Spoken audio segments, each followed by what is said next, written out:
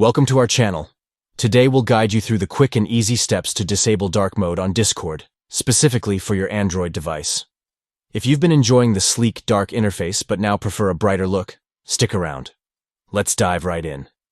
First, locate and open the Discord app on your Android device. You'll see the familiar layout and a variety of channels ready to connect you with friends.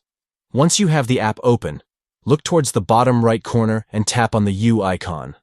This will take you to your user profile. Next, at the top right corner of your screen, you'll see a gear icon. Go ahead and tap on that gear icon to access the settings menu. This is where all the magic happens.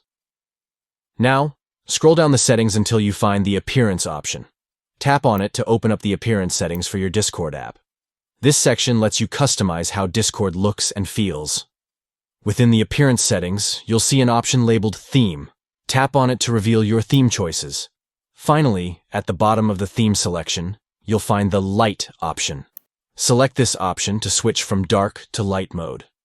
Just like that, you'll notice the interface transform into a brighter, more vibrant setting. And there you have it. You've successfully disabled dark mode on your Discord app. If you found this video helpful, don't forget to like and subscribe for more tips and tricks.